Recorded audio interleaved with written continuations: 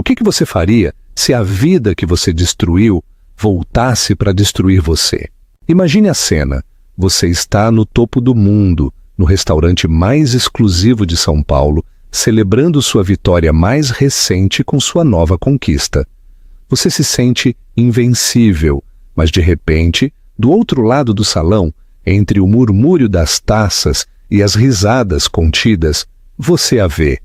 Sua ex-esposa, Mariana, radiante, grávida e jantando com Arthur Cavalcanti, um magnata tão poderoso que poderia apagá-lo do mapa com um estalar de dedos.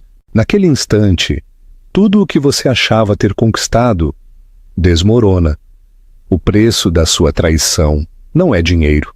É a vida que você arruinou e que agora floresce sem você. A noite está prestes a se transformar em um julgamento. O restaurante, o Áurea, era menos um lugar para comer e mais uma declaração de status. Erguia-se no 60º andar de uma agulha de vidro e aço que perfurava o céu de São Paulo, um testemunho silencioso aos deuses das finanças e da influência. Eduardo Nogueira sentia-se em casa ali. A reverência silenciosa, o tilintar dos talheres de prata contra a porcelana fina, a vista panorâmica da cidade que brilhava como um tapete de diamantes espalhados, era a linguagem nativa do seu sucesso. Ao seu lado, Camila Reis era o acessório perfeito. Seu vestido carmesim agarrava-se a uma figura esculpida pela disciplina e ambição. A risada dela era uma melodia praticada, leve e efervescente, desenhada para encantar, não para desafiar. Ela tocou seu braço, as unhas pintadas do mesmo tom do vestido. "Você parece distraído, querido", ela murmurou, a voz um ronronar suave. "O negócio deu algum problema?" "O negócio", disse Eduardo, forçando um sorriso que não chegava aos olhos. Foi uma obra-prima. Ele acabara de fechar a aquisição de uma startup de tecnologia menor, uma manobra cruel, mas brilhante, que lhe renderia milhões e seria notícia no valor econômico. Esta noite era para ser a celebração, a validação. Ele ergueu sua taça de Macallan Pintil. As obras-primas. Camila brindou com sua taça de champanhe. E ao artista, enquanto suas taças se tocavam, um tilintar suave ecoou no salão opulento. O olhar de Eduardo desviou-se. Era um hábito que ele não conseguia quebrar. Escanear uma sala em busca de ameaças, de oportunidades, Ele nunca esperou encontrá-la. Nem ali, nem agora. Mas lá estava ela, a doutora Mariana Azevedo, sua Mariana, sua ex-esposa. Estava sentada numa mesa de canto, a mais cobiçada do restaurante, emoldurada pela constelação cintilante da cidade lá embaixo. A iluminação suave capturou a curva delicada da sua bochecha, a linha elegante do seu pescoço. Ela usava um vestido azul safira, simples, mas deslumbrantemente elegante, que caía lindamente sobre sua figura. Uma figura que estava, inconfundivelmente, grávida. O ar saiu dos pulmões de Eduardo num turbilhão silencioso e violento.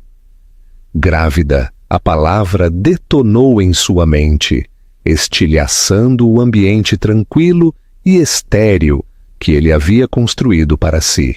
O uísque azedou no seu estômago. Ele se lembrou da última conversa deles, uma discussão aos gritos em sua cobertura minimalista no Itaim, onde ele havia chamado o sonho dela de ter uma família de grilhões, e o trabalho dela como pediatra, de hobby charmoso, mas pouco rentável. Ele havia jogado fora uma vida com ela por Camila, pela emoção do novo, do simples, do adorador. E Mariana não estava sozinha. À frente dela estava sentado Arthur Cavalcanti. Se Eduardo era um príncipe no cenário financeiro da cidade, Arthur era o rei em exercício. Mais velho, com uma intensidade calma, que deixava nervosos até os traders mais arrogantes. Cavalcante dirigia uma private equity que poderia engolir a empresa inteira de Eduardo sem sequer um soluço. A reputação dele era mítica, parte Jorge Paulo Lemann, parte fantasma. Ele raramente aparecia em público e, quando o fazia, era com um propósito. Ele estava inclinado para a frente, ouvindo Mariana com um olhar de foco tão profundo e gentil que o sangue de Eduardo gelou. Ele não estava olhando para ela como uma sócia de negócios. Ele estava olhando para ela como se ela fosse a única pessoa no universo. Ele estendeu a mão pela mesa, cobrindo a dela. Era um gesto de intimidade simples e sem adornos. Um gesto que Eduardo não mereceu e, portanto, perdeu. "Eduardo, você está bem?" A voz de Camila cortou sua paralisia. Ela seguiu o olhar dele. Seu rosto perfeitamente maquiado se contraiu. O sorriso pintado vacilou por uma fração de segundo. "Ah!" A única palavra estava impregnada de uma mistura venenosa de surpresa e satisfação. Aquele era o fantasma com o qual ela sempre estivera competindo. E agora, lá estava ela, real, vulnerável e com outro homem. Eduardo sentiu uma onda primal de posse, tão potente e irracional que o aterrorizou. Aquela era sua esposa. Aquele deveria ter sido seu filho, seu legado. Ele havia dito a si mesmo que não o queria, que era livre. Mas, ao ver aquilo, ao vê-la entregue a outro homem, um homem melhor, um homem mais poderoso, ele sentiu um golpe físico. De repente, Mariana levantou os olhos, como se pudesse sentir o peso do olhar dele. Os olhos dela, da cor de mel quente, encontraram os dele do outro lado do salão. Não havia ódio neles, nem raiva. Apenas um lampejo de algo que era infinitamente pior. Reconhecimento, seguido de um silencioso e cansado descarte. Ela manteve o olhar dele por uma batida, um universo de memórias compartilhadas passando entre eles. Conversas noturnas, manhãs de domingo preguiçosas, uma dor compartilhada por um aborto espontâneo sobre o qual nunca mais falaram. E então ela se virou para Arthur, um pequeno e genuíno sorriso adornando seus lábios enquanto ela retomava a conversa. Ela o havia apagado. Naquele único e elegante movimento, ela o havia reduzido a ele e a toda a sua vida cuidadosamente curada. A um ruído de fundo, uma sombra sem importância na periferia do seu novo e radiante mundo. "Vamos sair daqui", disse Eduardo, a voz um rosnado baixo. Ele jogou algumas notas de R$100 na mesa sem sequer olhar a conta. "Mas acabamos de chegar", protestou Camila, a voz assumindo um tom de queixa que ele estava começando a desprezar. "Pensei que estivéssemos celebrando." A celebração acabou. Ele se levantou, sua cadeira raspando bruscamente no chão polido, o som uma violação do silêncio sagrado do salão. Ele não olhou para a mesa de Mariana. Não podia. A visão da felicidade tranquila dela era um espelho que refletia sua própria e profunda vacuidade, e a imagem era mais do que ele podia suportar. Ele havia conquistado o mundo, mas naquele momento, olhando para a cidade que havia conquistado, Eduardo Nogueira nunca se sentiu tão falido, e abandonar o Áurea pareceu como fugir da cena de um crime. O ar frio da noite atingiu Eduardo como um tapa, um contraste marcante com a perfeição climatizada do restaurante. Ele passou pelo manobrista. Ele precisava caminhar. Ele precisava que a arquitetura brutalista do centro de São Paulo combinasse com as bordas serrilhadas de seus pensamentos. "O que foi aquilo?" exigiu Camila, seus saltos ressoando rapidamente no pavimento enquanto ela lutava para acompanhá-lo. O charme praticado havia desaparecido substituído por uma frustração crua e não disfarçada. "O que você acha que foi?" Eduardo respondeu, a voz tensa. "Você viu sua ex?" "Grande coisa." Ela seguiu em frente. "Não era isso que você queria?" As palavras de Camila eram destinadas a serem tranquilizadoras, mas soaram como uma acusação. "Você conseguiu o que queria. Então por que está agindo assim?" Porque ele não queria aquilo. Ele queria que Mariana estivesse miserável. Ele queria que ela estivesse esperando ao lado do telefone, ansiando, lamentando sua decisão de finalmente estabelecer um limite. Ele não queria vê-la florescendo, grávida e linda, no braço de um homem como Arthur Cavalcanti. Ele queria vencer o rompimento e acabara de descobrir, da maneira mais pública e humilhante possível, que havia perdido. Não é que ela seguiu em frente. Ele mentiu enfiando as mãos nos bolsos. É sobre Cavalcanti. Arthur Cavalcanti. Jantar com ele não é casual, é um movimento de poder. Foi um desvio fraco, mas era tudo o que ele tinha. Camila o agarrou. Um movimento de poder contra você. Eduardo, não seja paranoico. Ela é pediatra, não uma espiã corporativa. Mas será que era? Sua mente, treinada para ver ângulos e alavancagem em tudo, começou a girar. Arthur Cavalcanti não era conhecido por sentimentalismo. Cada movimento que ele fazia era calculado. E se aquilo não fosse uma coincidência? E se Mariana, desprezada e furiosa, tivesse procurado o único homem em São Paulo que realmente poderia feri-lo? A ideia era aterrorizante e, de uma forma distorcida, lisonjeira. Significava que ele ainda importava. Ele se lembrou dos últimos meses do casamento. Não eram apenas as discussões sobre uma família, eram os silêncios. Era a forma como Mariana o olhava quando ele chegava tarde em casa, cheirando a perfume caro e comprometimento moral. Ele estava trabalhando no acordo TechCorp, uma aquisição hostil que era legalmente cinzenta e eticamente negra. Ele havia dobrado regras, explorado brechas e arruinado um pequeno concorrente familiar para consegui-lo. Ele havia dito a si mesmo que era apenas negócio. Mariana havia visto os papéis que ele havia deixado descuidadamente na escrivaninha do escritório em casa. Ela tinha uma mente tão afiada quanto a de qualquer advogado e uma consciência ainda mais afiada. "Isso não é apenas negócio, Eduardo", ela havia dito. Sua voz tremia com uma mistura de raiva e decepção. Ela segurava um documento que descrevia o fundo de pensão que ele planejava dissolver. São as vidas de pessoas, a aposentadoria delas.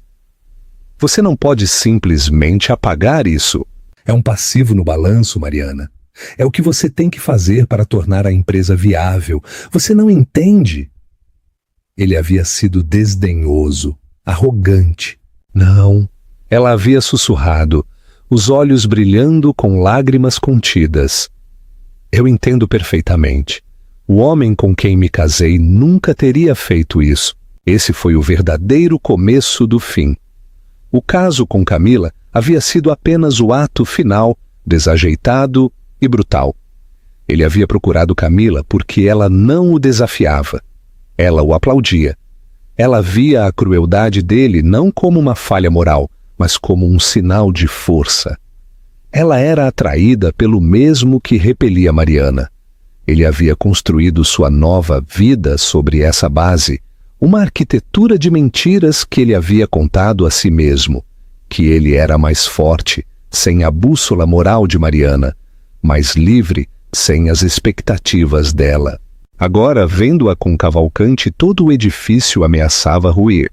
Eu vou para o escritório, ele disse abruptamente, chamando um táxi. Para o escritório? É quase meia-noite.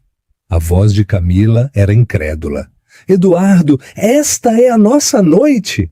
Ele se virou para encará-la, os postes de luz projetando sombras duras em seu rosto. Não há nossa noite agora, tenho trabalho a fazer.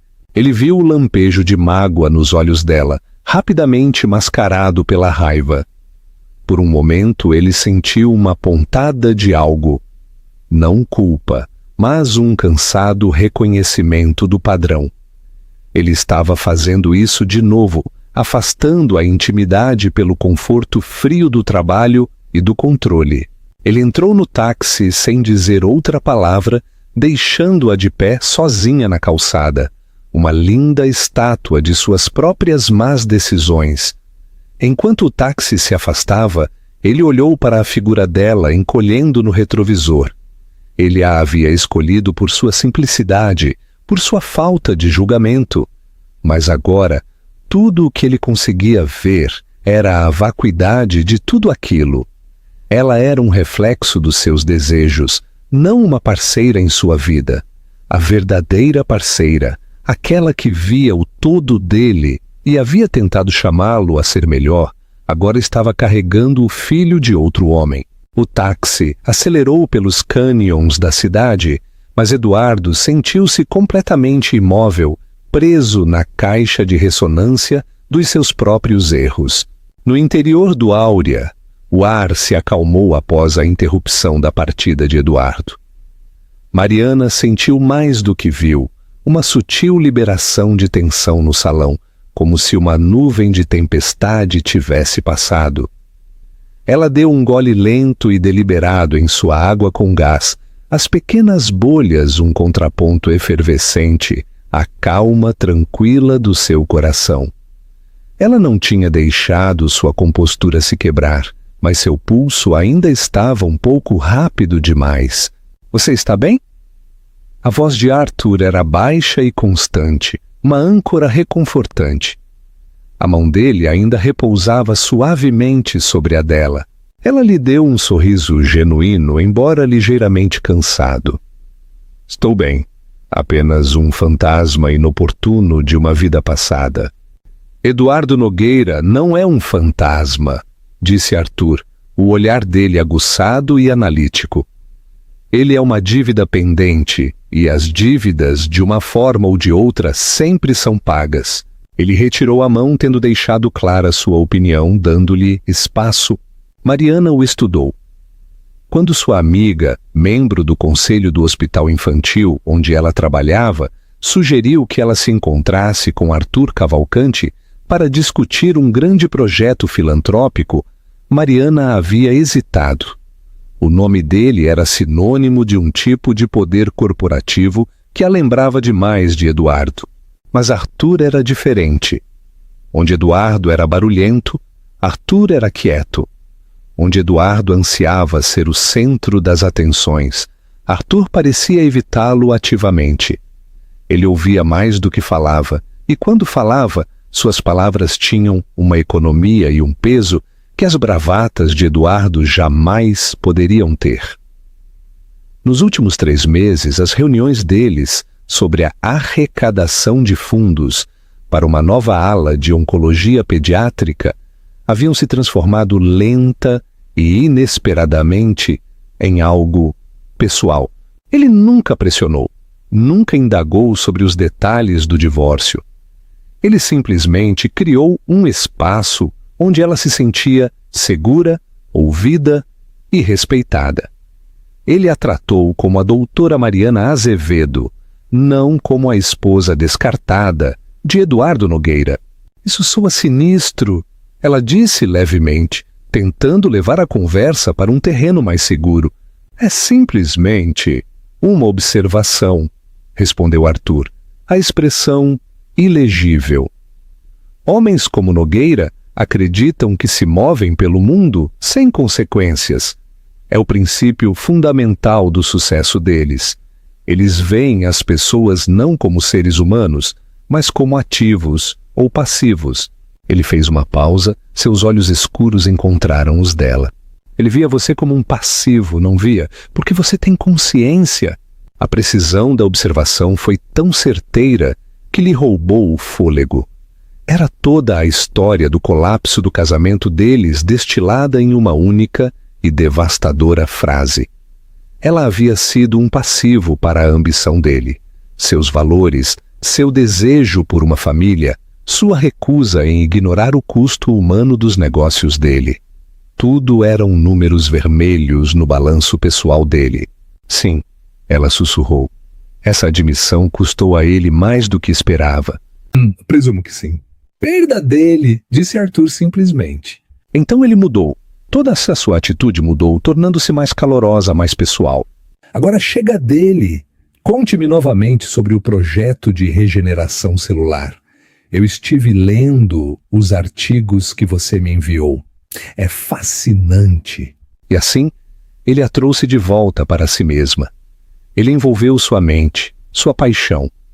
Durante a hora seguinte, eles falaram sobre o trabalho dela, o hospital, o futuro.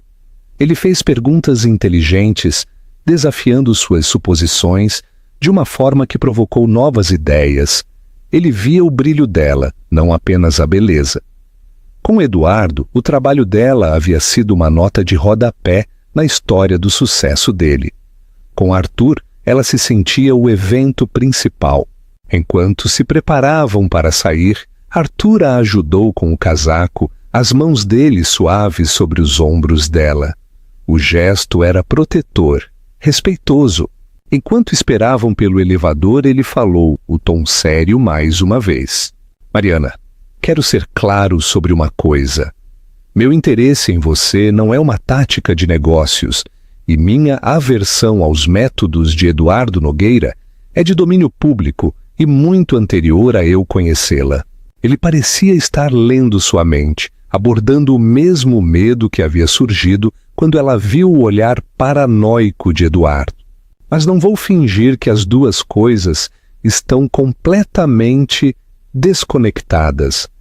Ver uma pessoa boa como você, ferida por um homem assim, solidifica minha convicção. Mas meus sentimentos por você são inteiramente meus e são genuínos. As portas do elevador se abriram e o silêncio amortecido da descida pareceu carregado com essa nova e explícita verdade. Ele estava colocando suas cartas na mesa, oferecendo-lhe uma transparência que ela havia ansiado por anos. Quando o motorista dele parou o sedã preto elegante na calçada, Arthur a acompanhou até a porta. Ele provavelmente tentará entrar em contato, disse ele, a mão na maçaneta. Ele está ferido e o ego dele não permitirá que ele acredite que foi tão facilmente descartado. Eu não tenho nada a dizer a ele, disse Mariana com a voz firme. Sentia-se certo. A raiva que uma vez a havia consumido havia se reduzido a brasas, e agora tudo o que restava era uma cinza triste e cinzenta. Ela estava cansada do drama, cansada da luta. Tudo o que ela queria era paz. Ela queria se concentrar na nova vida que crescia dentro dela, uma vida que ela havia decidido trazer ao mundo por conta própria, uma escolha feita muito antes de Arthur entrar em cena. Eu sei, disse Arthur. Ele sorriu, uma coisa rara e brilhante que iluminou seus traços severos. Você tem um tipo diferente de força, Mariana. É o tipo que ele nunca entenderá. Enquanto ela se acomodava no luxuoso couro do carro, ela percebeu que Arthur tinha razão. A força dela não residia em lutar contra Eduardo, nos termos dele, mas em construir uma vida tão plena e significativa que ele não tivesse mais lugar nela. O bebê dentro dela deu um suave chute, uma pequena e secreta afirmação. Ela estava construindo o mundo dela agora e era um que Eduardo Nogueira jamais poderia tocar. O dossiê, o arquivo TechCorp, parecia uma relíquia de outra vida. Eduardo bateu nele sobre a caoba polida da mesa da sua sala de reuniões. O escritório, geralmente seu santuário, parecia uma jaula. A vista panorâmica da cidade, antes um símbolo de seu domínio, agora parecia zombar dele, cada luz um lembrete de uma vida que acontecia sem ele. Ele havia vindo ali para trabalhar, para se enterrar na lógica fria e dura dos números e dos contratos. Era o seu mecanismo de enfrentamento, mas ele não conseguia se concentrar. A imagem do rosto sereno de Mariana estava gravada em sua mente, e o olhar tranquilo e possessivo de Arthur Cavalcanti. Ele vasculhou cada artigo, cada balanço, cada boato que pôde encontrar sobre a Cavalcanti Empreendimentos. Arthur era um fantasma, assim como diziam os rumores. Ele investia em setores de crescimento estáveis e de longo prazo, energia renovável, biotecnologia, logística. Sua carteira era a antítese das táticas de alto risco, alta recompensa e terra arrasada de Eduardo. Cavalcanti construía coisas, Eduardo as destruía e vendia as peças. Não havia nada que conectasse Cavalcanti a Mariana, nada que sugerisse que aquilo fosse um ataque direcionado. Apenas piorava. Significava que o encontro deles era orgânico. Significava que Arthur Cavalcanti estava interessado em Mariana pelo que ela era. O telefone dele vibrou. Era Camila. Ele ignorou. Vibrou de novo. E de novo. Finalmente ele atendeu. O quê? Estou na porta do seu prédio, ela disse. Sua voz não era mais de queixa. Era um aço frio e duro. Me deixe subir. Nós precisamos conversar. Não temos nada para conversar. Não se atreva a desligar na minha cara, Eduardo, ela disparou. Eu não sou um brinquedo descartável que você pode largar quando estiver deprimido. Eu larguei minha vida por você. O mínimo que você pode fazer é me encarar. Ou você vai se esconder na sua torre a noite toda, se lamentando. A acusação atingiu o alvo. Ele estava se escondendo. Com um suspiro de resignação, ele a deixou subir. Quando Camila entrou na sala de reuniões, ela parecia diferente. A aparência de party girl havia sumido. Ela havia tirado a maquiagem pesada e o cabelo estava preso. Ela parecia cansada, mas resoluta. Ela não estava ali para um pedido de desculpas. Ela estava ali para um acerto de contas. O que você quer, Camila? Ele perguntou, virando-se para olhar pela janela, incapaz de encará-la. Eu quero saber o que é isso, ela disse, a voz surpreendentemente firme. O que somos? Porque esta noite você olhou para ela e foi como se eu nem estivesse ali. Eu passei a maior parte de 1 ano apoiando o seu ego, dizendo que você tomou a decisão certa, que eu sou mais emocionante, mais ambiciosa, mais... o que quer que você precisasse ouvir. E em 1 segundo ela desfaz tudo, apenas sentando numa sala. É complicado, ele murmurou. Não, não é, ela rebateu aproximando-se. É simples. Você nunca a superou. Você não a deixou por mim. Você me usou para deixá-la. Há uma diferença. A verdade de suas palavras foi um choque físico. Ele nunca havia pensado dessa forma. Mas ela estava certa. Camila não havia sido o prêmio.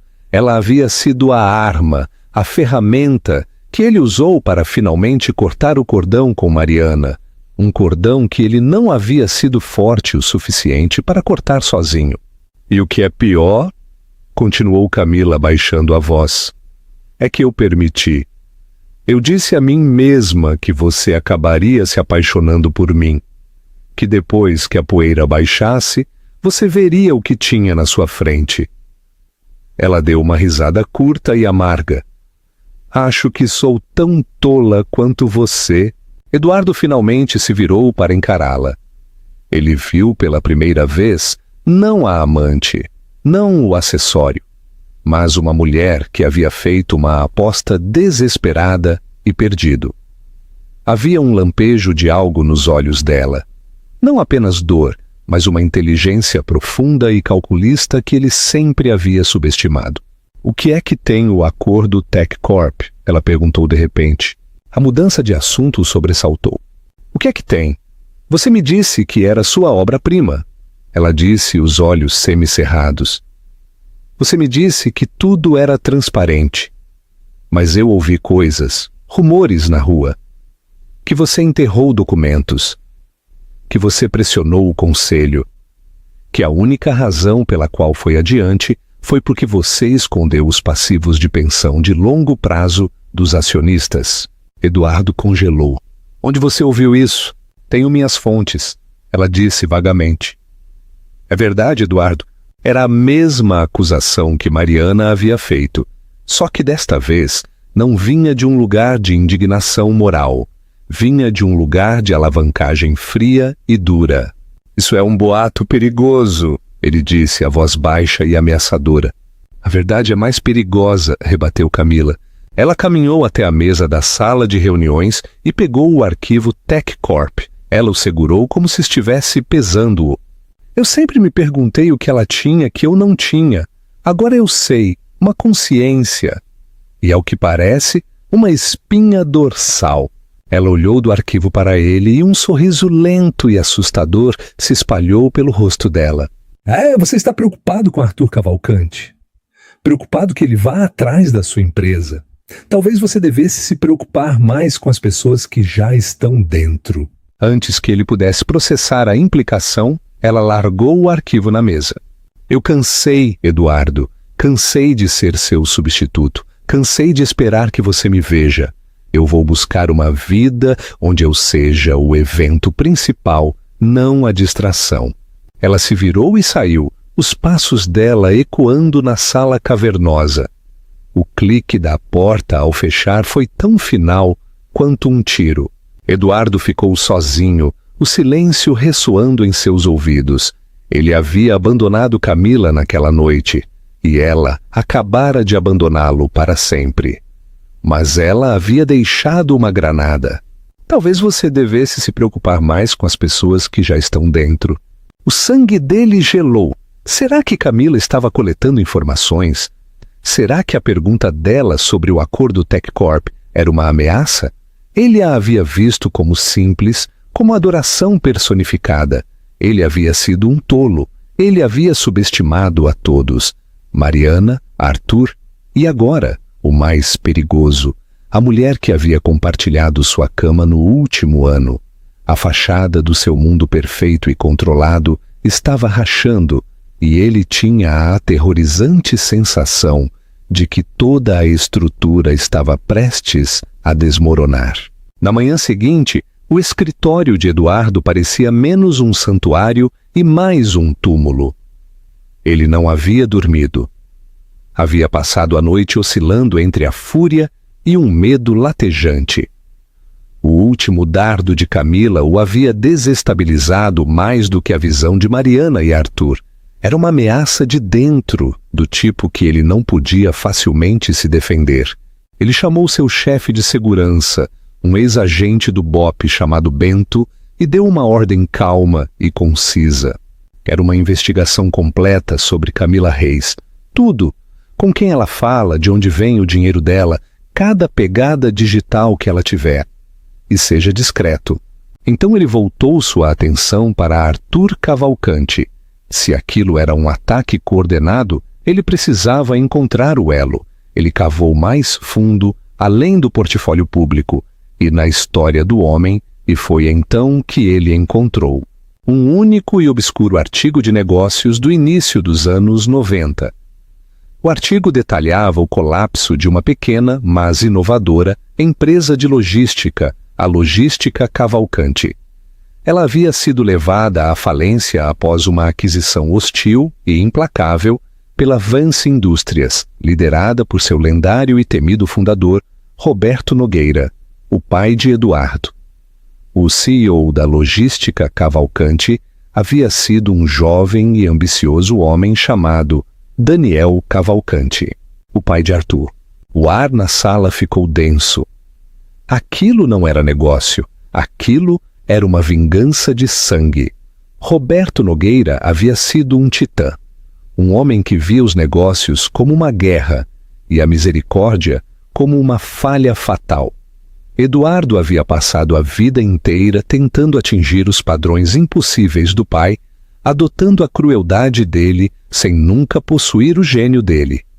O fantasma do pai dele pairava sobre a sala de reuniões, um juiz constante e silencioso de cada movimento de Eduardo. O acordo TechCorp era exatamente o tipo de jogada brutal e eficiente que o pai dele teria aplaudido. Agora, parecia que os fantasmas das guerras do pai dele voltavam para assombrá-lo. Arthur Cavalcanti não era apenas mais um rival. Ele era o filho de um homem que seu pai havia destruído e acabara de ser visto jantando com a única pessoa que tinha a chave dos próprios comprometimentos éticos de Eduardo, Mariana. Um suor frio brotou em sua testa. A sequência de eventos era perfeita demais. Mariana, ferida e zangada após o divórcio, armada com o conhecimento das irregularidades do acordo TechCorp. Arthur Cavalcanti, nutrindo um rancor de décadas, procurando por uma fraqueza no Império Nogueira. Eles se encontraram por acaso ou Cavalcanti a procurou? Seu intercom zumbiu. Senhor Nogueira, a doutora Azevedo está na linha, para o senhor. O coração de Eduardo martelou contra as costelas. Ele respirou fundo, tentando se recompor, tentando projetar a autoridade fria que ele não sentia mais. Paz. Eduardo.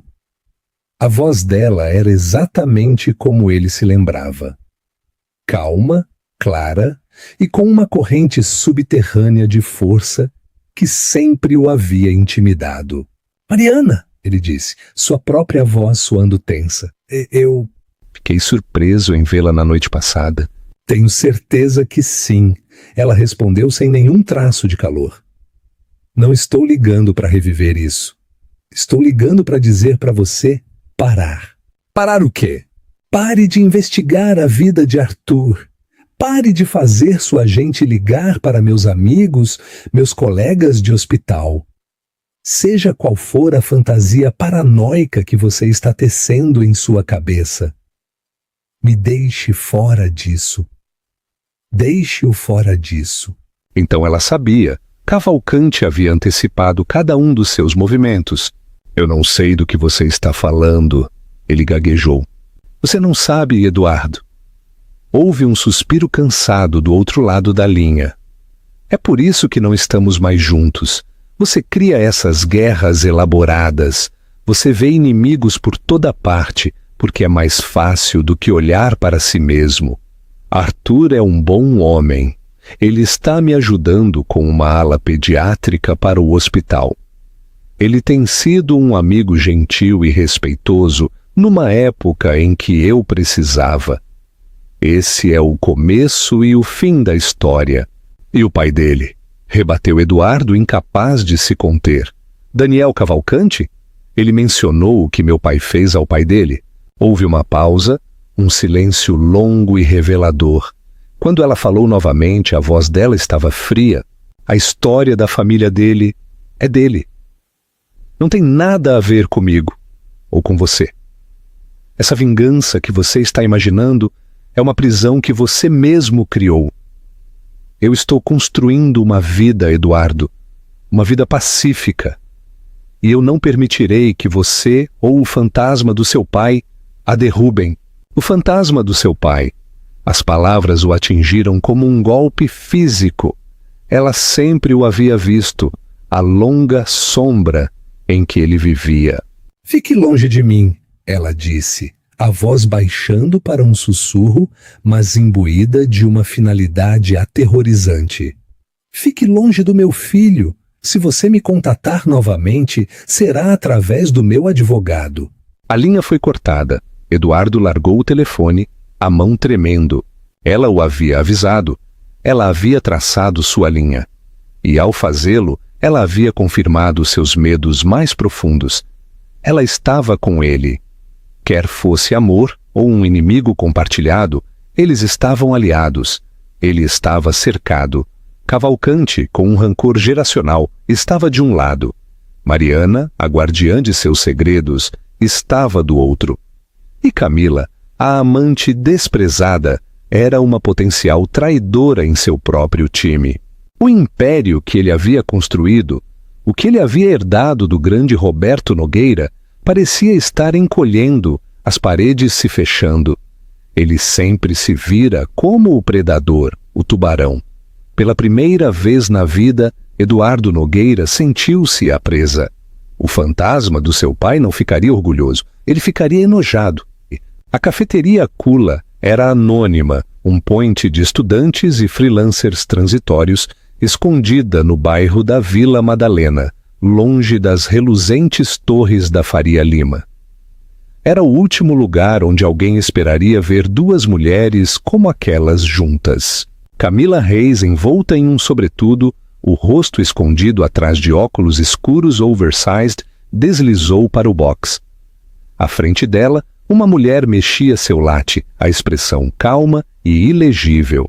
Ela era mais velha, com olhos agudos e inteligentes e um corte de cabelo severo.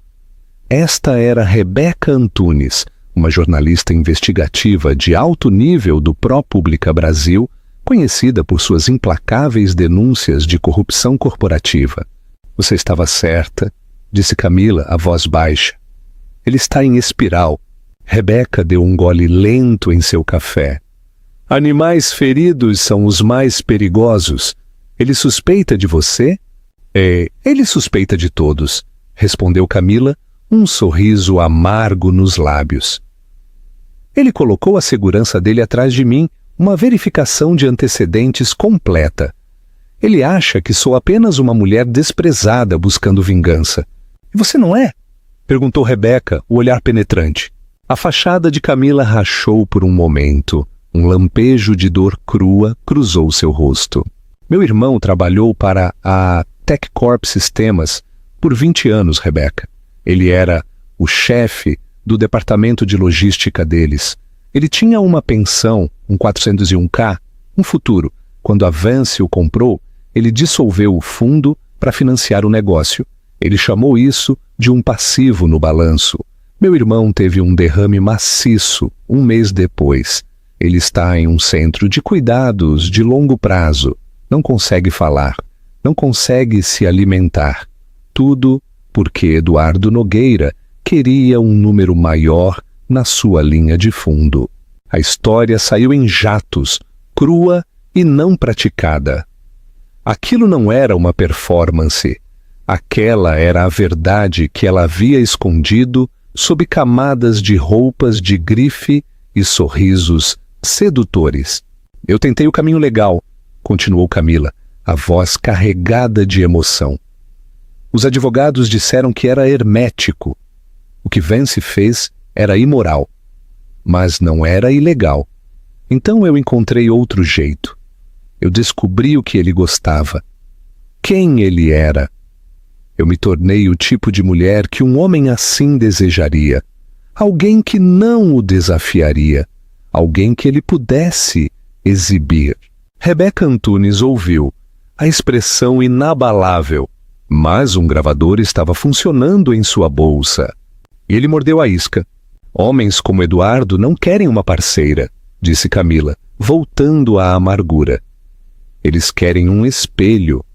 Eu fui o espelho mais bonito e lisonjeiro que eu pude ser. E por um ano eu estive na casa dele, no escritório dele, ouvindo. Eu tenho cópias de documentos que ele pensou ter triturado, memorandos, e-mails para os advogados dele. O acordo TechCorp não foi apenas imoral. Ele cometeu fraude eletrônica para esconder a dívida dos próprios acionistas, até que o negócio fosse fechado. Essa parte é muito ilegal, muito. Ela deslizou um fino pendrive pela mesa. Está tudo aí, tudo o que você precisa. Rebeca pegou o pendrive.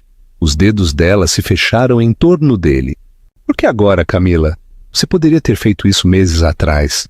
Camila desviou o olhar para a janela, para o céu cinzento de São Paulo. Eu vi a ex-esposa dele, Mariana. Ela está grávida e está com Arthur Cavalcante. E do jeito que Eduardo olhou para ela, eu percebi que eu nunca seria suficiente. Eu pensei que eu poderia arruiná-lo e me sentir bem com isso. Mas uma parte de mim, uma parte estúpida, e patética de mim, começou a acreditar na fantasia, que ele mudaria, que ele me amaria. Ela balançou a cabeça, uma lágrima finalmente escapando de trás dos óculos escuros. Vendo-a, eu entendi. Eu fui apenas dano colateral em uma guerra que ele tem travado consigo mesmo a vida inteira. Bem, o dano está feito. Agora é a vez dele pagar. Rebeca Antunes guardou o pendrive em sua bolsa. Ele saberá que foi você. Que saiba, disse Camila, uma estranha sensação de paz a invadindo. Meu nome nem é Camila Reis. Ele fará a verificação de antecedentes dele e encontrará um fantasma. Quando a sua história for publicada, eu terei partido. Meu irmão está sendo transferido para uma nova instalação, sob um novo nome, pago com a indenização que Eduardo me deu. Tudo o que resta é queimar o reino dele até o chão. Ela se levantou ajustando a gola do casaco. Ela não era mais apenas uma amante ou uma vingadora. Ela era outra coisa, algo forjado na dor e no engano. Ela havia sacrificado 1 ano de sua vida, sua identidade, seu próprio senso de si mesma, tudo por este momento. Não era uma vitória, era uma detonação. E ela estava se afastando da zona de explosão. Enquanto Camila saía da cafeteria e desaparecia no anonimato da cidade, Rebeca Antunes sentou-se por mais um momento. Ela tinha sua história, uma história de ganância, traição e uma queda espetacular em desgraça. Mas ela também tinha um novo e inesperado fio.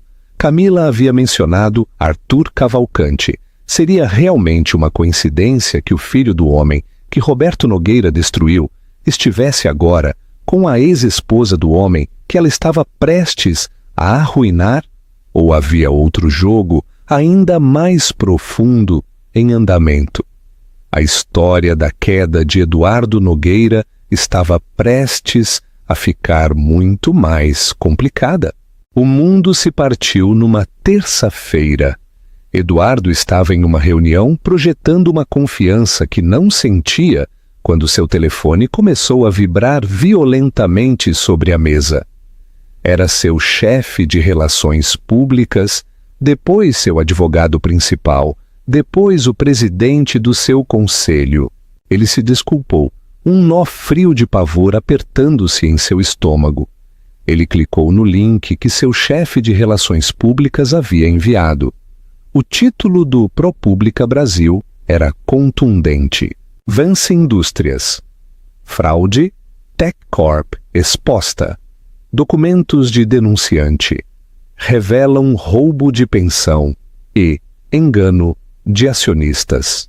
O artigo era uma obra-prima de destruição jornalística. Descrevia todo o esquema, completo com memorandos escaneados e extratos de e-mail. Detalhava com fria precisão como ele havia deturpado deliberadamente os passivos da pensão da TechCorp, classificando-os como um custo futuro potencial em vez de uma dívida existente. Um ato de fraude contábil desenhado para enganar seu próprio conselho e acionistas. E apresentava uma entrevista anônima e de partir o coração com um ex-funcionário da TechCorp, cuja família agora estava na miséria. Mas o golpe de misericórdia era a fonte. O artigo afirmava que a denunciante era uma confidente pessoal próxima de Eduardo, que havia desenvolvido consciência após testemunhar seu desprezo insensível pela vida humana. Camila, tinha que ser Camila. Seu chefe de segurança, Bento, confirmou um momento depois. O nome Camila Reis é um pseudônimo. O CPF é falso. Os cartões de crédito estão ligados a empresas de fachada. Ela é um fantasma, Eduardo. Quem quer que seja, ela enganou você desde o início. Ele cambaleou de volta para seu escritório. As paredes de vidro pareciam estar apertando-o. Ele estava arruinado. A CVM lançaria uma investigação antes do almoço. O conselho pediria sua cabeça. Os processos se acumulariam como neve em uma tempestade. E então ele viu a segunda parte da história, uma seção que Rebeca Antunes havia adicionado claramente para o máximo impacto. Uma história de dois titãs. Enquanto o Império Van se desmorona, Cavalcante se ergue. A peça contrastava sutilmente suas táticas fraudulentas e destrutivas com os investimentos éticos e de longo prazo de Arthur Cavalcante. Chegava a mencionar de passagem a velha história de como a Vance Indústrias havia destruído a logística Cavalcante décadas atrás. Não tirava uma conclusão, não precisava. Pintava um quadro de justiça dinástica, de karma entregue através de gerações. Ele desabou em sua cadeira, derrotado. Ele havia sido enganado, não apenas por Camila, mas por todos eles. Aquilo era uma sinfonia de destruição. E ele havia sido o maestro ingênuo. Sua linha privada tocou. O identificador de chamadas dizia: A. Cavalcante. Eduardo encarou-o por um longo momento antes de atender. Ele não tinha mais nada a perder. Olá, Arthur. Eduardo. A voz de Cavalcante era fria e calma, sem nenhum traço de gozação. Imagino que você esteja tendo uma manhã difícil. Você fez isso, Eduardo ofegou. Você e ela. Você armou para mim. Você armou para si mesmo, Eduardo. Arthur o corrigiu suavemente. Seu pai construiu um império sobre terra queimada, e você tentou fazer o mesmo. Mas o mundo mudou. Homens como você, homens como seu pai, se tornaram dinossauros. Uma nova era do gelo está chegando para vocês, e vocês são o asteroide, disse Eduardo amargamente. Não. Eu sou apenas um homem que acredita em construir coisas em vez de quebrá-las, disse Arthur. Eu ligo por duas razões. Primeiro, como cortesia profissional, minha firma fará uma oferta pública de aquisição pelas ações da Vance Indústrias nesta tarde. Ao preço de banana em que ela será negociada, espero que tenhamos uma participação majoritária até o final da semana. Meu primeiro ato como presidente será restabelecer o fundo de pensão, TechCorp, na íntegra. A humilhação foi absoluta. Cavalcante não estava apenas pegando a empresa dele, ele estava santificando-a, limpando-a dos pecados de Eduardo. E a segunda razão? Perguntou Eduardo, a voz mal um sussurro. Mariana, disse Arthur, e o tom dele suavizou-se quase imperceptivelmente. Ela não teve nada a ver com isso. Ela não sabia nada sobre o artigo, nada sobre a denunciante. A verdade é que eu a procurei inicialmente. Seu pai tirou tudo da minha família. Eu não vou mentir e dizer que a ideia de vingança não era atraente. Pensei que ela pudesse ser uma arma que eu poderia usar contra você. Ele fez uma pausa. Mas então eu a conheci e percebi que ela não era uma arma. Ela é uma mulher brilhante, gentil e resiliente, que merecia algo melhor do que ser um peão no meu jogo ou uma vítima no seu. Meus sentimentos por ela se tornaram muito reais, muito rapidamente. Isto, o que aconteceu hoje, foi posto em movimento muito antes de eu a conhecer. Mas agora eu peço a você, de homem para homem, que a deixe fora disso. Não a arraste para a sua bagunça. Não a contate. Não a culpe. Ela sofreu o suficiente por causa do nome Nogueira. Deixe-a ter a paz dela. Foi a derrota definitiva. Seu rival não apenas o havia vencido nos negócios, ele havia provado ser um homem melhor. Ele havia visto Mariana pelo que ela era, enquanto Eduardo só a havia visto como uma extensão de si mesmo. Ele está criando seu filho, não é? Perguntou Eduardo, a pergunta com sabor de cinza. Houve um longo silêncio do outro lado. Não, disse Arthur finalmente, a voz calma. Não está. O bebê é seu, Eduardo. foi de uma última e desesperada tentativa de reconciliação algumas semanas antes de o divórcio ser finalizado. Ela ia te contar, mas depois descobriu sobre a Camila com certeza. Ela decidiu que preferia criar a criança sozinha do que com um homem que ela não conseguia mais respeitar. O mundo inclinou em seu eixo. O ar saiu dos pulmões de Eduardo. Seu filho. Não de Arthur. Dele. O legado que ele pensou ter perdido. A vida que ele havia jogado fora. Era dele o tempo todo. Ela não quer você na vida dela, Eduardo. A voz de Arthur era firme, mas não cruel. Mas essa criança merece um pai, se você puder se tornar um homem digno desse título. Bem, isso depende de você. Adeus. A linha foi cortada. Eduardo sentou-se no silêncio ressonante, a cidade brilhando alheia fora de sua janela. Ele havia perdido sua empresa, sua reputação, sua amante e a mulher que ele agora percebia que sempre amou. Mas nas cinzas fumegantes de sua vida, uma única verdade, aterrorizante e sagrada, permanecia. Ele seria pai. Sua redenção, se fosse sequer possível, não seria encontrada em uma sala de reuniões ou em um balanço. Seria encontrada no desafio tranquilo, imenso e aterrorizante de reconquistar seu caminho. Não para a vida de Mariana, mas para a vida da criança que ele nunca soube que tinha. A guerra havia terminado, a rendição acabara de começar. Uma semana depois, o nome Vance Indústrias era história. A placa do prédio já estava sendo substituída pelo discreto e elegante logotipo da Cavalcante Investimentos. O ciclo de notícias financeiras havia avançado, deixando o espetacular fracasso de Eduardo como notícia antiga, uma história de advertência para uma nova geração de titãs. Eduardo estava em sua cobertura, um lugar que agora parecia um mausoléu dourado, os móveis minimalistas, a arte cara, as vistas expansivas, tudo parecia vazio, os adereços de uma peça cuja temporada havia acabado. Ele havia sido forçado a renunciar como CEO, seu pacote de indenização reduzido pelas cláusulas de clawback relacionadas à investigação de fraude.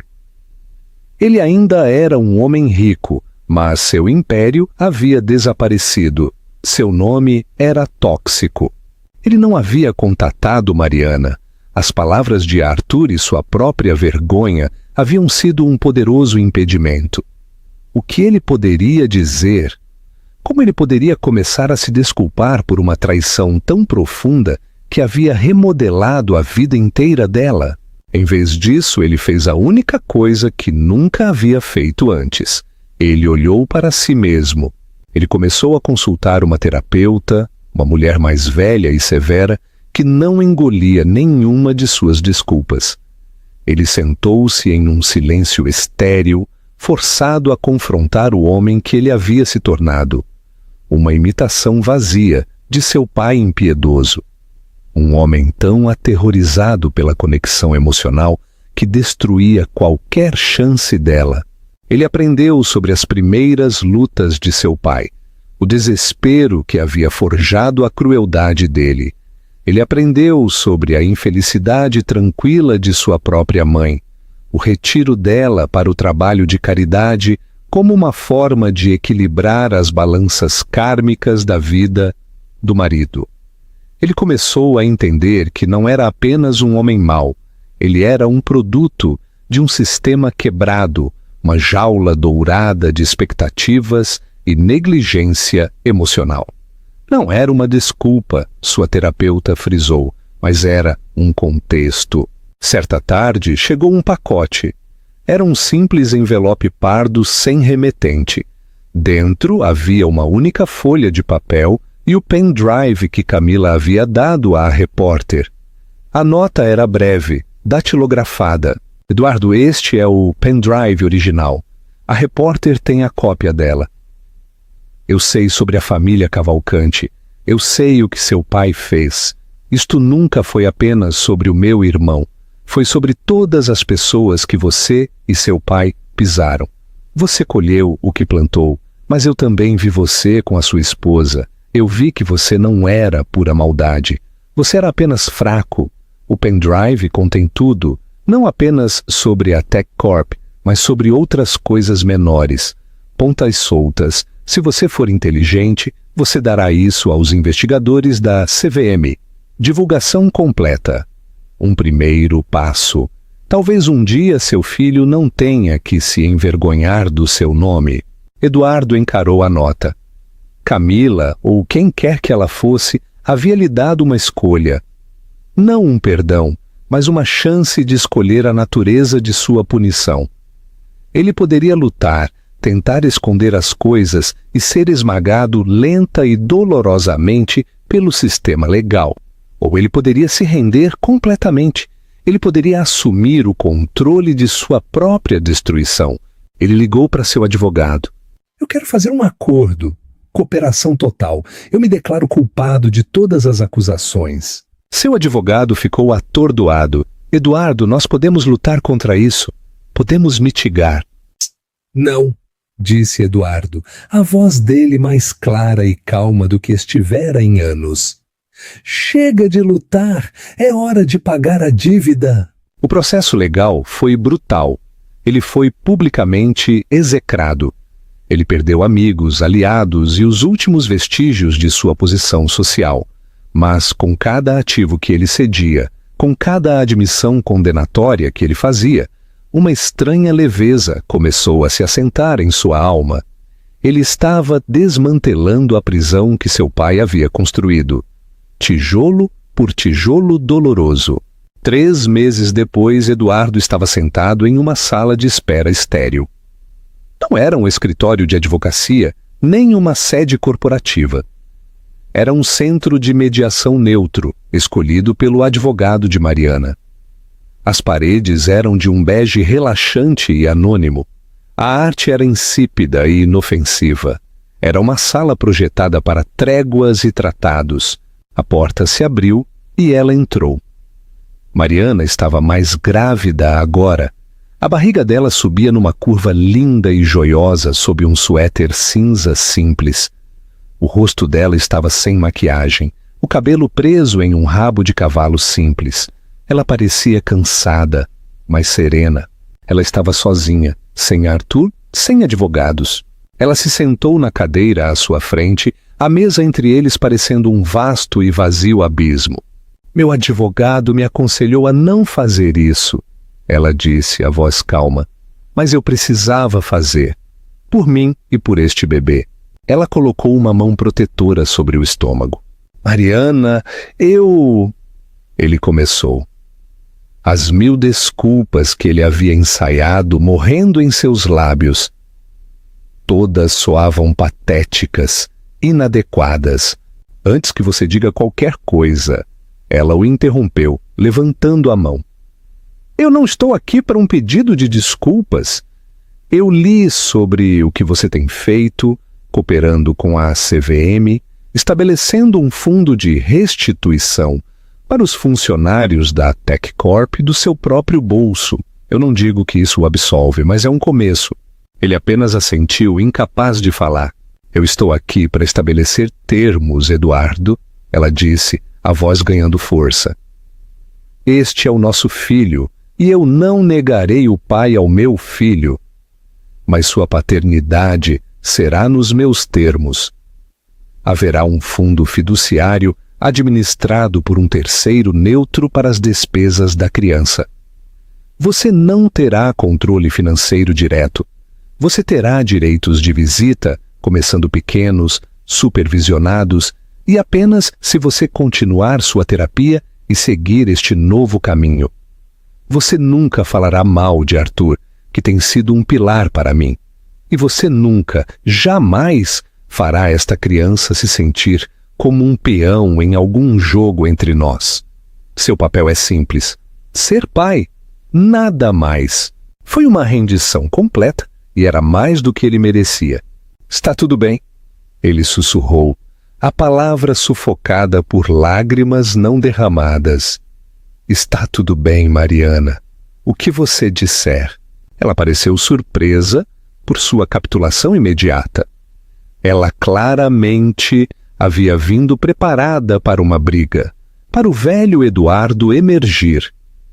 Ver essa versão quebrada e humilde dele pareceu desarmá-la. Pela primeira vez, um lampejo de algo mais do que raiva ou pena cruzou o rosto dela. Era um fantasma do antigo calor, um vislumbre da mulher que uma vez amou o homem que ele deveria ter sido. Por que, Eduardo? Ela perguntou, a voz dela suavizando. Por que você fez tudo aquilo? As mentiras, o caso, os negócios? Por quê? Ele olhou para ela e pela primeira vez disse-lhe a verdade absoluta e não adornada. O que eu fui um covarde, ele disse, a voz dele embargando. Eu estava aterrorizado de não ser o homem que você merecia, o marido, o pai. Eu estava aterrorizado de ser como ele. Ele gesticulou vagamente para o fantasma de seu próprio pai. Então, em vez de tentar e falhar, eu fugi. Eu explodi tudo de propósito porque queimar parecia mais poderoso do que admitir que eu estava com medo. Eu escolhi Camila porque ela não me pedia para ser melhor. Ela só me pedia para ser rico. Foi mais fácil. As lágrimas agora escorriam pelo rosto dele, lágrimas quentes de vergonha e arrependimento. Foi a coisa mais covarde que eu fiz na minha vida, e sinto muito, Mariana, não apenas por ter machucado você, mas por não ter sido corajoso o suficiente para amar você corretamente. Mariana observou, os próprios olhos dela brilhando. Ela não o alcançou. Ela não ofereceu palavras vazias de consolo. Ela simplesmente sentou-se ali e testemunhou a confissão dele, dando-lhe a dignidade da sua atenção. Ela se levantou lentamente. O bebê é uma menina, ela disse suavemente. Eu dou à luz em 6 semanas. Meu advogado entrará em contato com o seu para finalizar a papelada. Ela se virou e caminhou em direção à porta. Antes de sair, ela parou com a mão na maçaneta. Adeus, Eduardo. Ele a viu partir. A palavra adeus ressoou na sala silenciosa. Não era o final que ele teria escrito. Não houve uma reconciliação dramática, nenhuma promessa de uma segunda chance. A história de amor deles havia acabado. Mas enquanto ele se sentava ali, despojado de seu orgulho e seu império, ele percebeu que aquele não era um final. Era um começo, o começo de um caminho longo e difícil para se tornar um homem do qual sua filha um dia, talvez, pudesse se orgulhar. Ele havia perdido o mundo, mas lhe havia sido dada a chance de salvar uma pequena parte de sua própria alma. E pela primeira vez em muito tempo, isso parecia o suficiente, e assim, a jaula dourada de Eduardo se estilhaçou, deixando-o nas ruínas de uma vida que ele pensou que queria. Sua jornada está longe de terminar, uma subida dolorosa e íngreme em direção a uma redenção que talvez nunca seja totalmente dele. Pode um homem realmente mudar? Ou estamos destinados a repetir os pecados dos nossos pais? O que significa realmente pagar pelos próprios erros? Esta história é um testemunho do fato de que nossos maiores fracassos, às vezes, podem levar aos nossos começos mais profundos. O caminho para se tornar um pai digno será longo e árduo para Eduardo, uma batalha silenciosa, travada longe das manchetes. O que você pensa? Você acha que Eduardo realmente pode se redimir? A filha dele um dia conseguirá perdoá-lo? Conte-nos sua opinião nos comentários abaixo se você foi tocado por esta história de traição, motivos ocultos e a difícil busca pela redenção. Por favor, curta este vídeo e compartilhe com alguém que aprecie uma história com profundidade e complexidade. Não se esqueça de se inscrever e ativar o sininho de notificações para não perder nosso próximo drama cativante.